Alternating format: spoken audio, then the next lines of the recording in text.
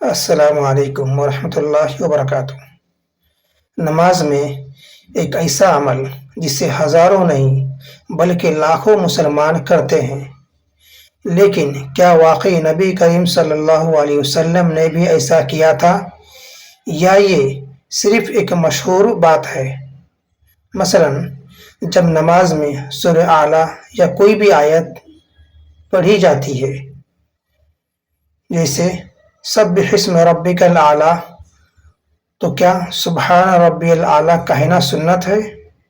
اور کیا نماز میں قرآنی آیت کا جواب دینا صحیح احادیث سے ثابت ہے؟ آئیے قرآن مجید، صحیح احادیث اور اہل علم کے تحقیق کی روشنی میں اس مسئلے کی حقیقت جانتے ہیں۔ لہٰذا ویڈیو کو آخر تک ضرور دیکھیے، کیونکہ ممکن ہے آج آپ ایک اہم اور غلط فہمی سے دور ہو جائے۔ نماز میں آیت کا جواب دینے سے متعلق روایت۔ بعض روایت میں یہ ذکر ملتا ہے کہ نبی کریم صلی اللہ علیہ وسلم جب سورۃ الاعلیٰ کی آیت سبح اسم ربک الاعلیٰ پڑھتے تو فرماتے سبحان ربی الاعلیٰ، لیکن محدثین نے اس روایت کی سند پر کلام کیا ہے۔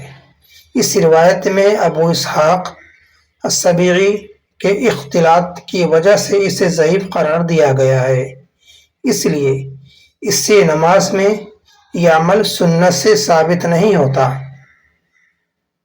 اب دیکھتے ہیں کہ صحیح احادیث سے کیا ثابت ہے۔ صحیح مسلم میں حضرت حذیفہ رضی اللہ تعالی عنہ سے روایت ہے کہ نبی کریم صلی اللہ علیہ وسلم رات کی نماز یعنی تہجد میں جب رحمت والی آیات سے گزرتے تو اللہ تعالیٰ سے رحمت مانگتے، جب عذاب والی آیت آتی تو عذاب سے پناہ مانگتے، اور جب اللہ تبارک و تعالیٰ کی پاکی بیان کرنے والی آیت آتی تو اللہ تعالیٰ کی تسبیح بیان کرتے تھے۔ صحیح مسلم۔ اس حدیث سے معلوم ہوتا ہے کہ نفل نماز میں اس طرح دعا اور تسبیح کہنا مشروع ہے۔ اب دیکھتے ہیں فرض نماز میں کیا حکم ہے۔ علماء کرام نے وضاحت کی ہے کہ فرض نماز میں ہر آیت کا جواب دینا نبی کریم صلی اللہ علیہ وسلم سے صحیح سند کے ساتھ ثابت نہیں ہے۔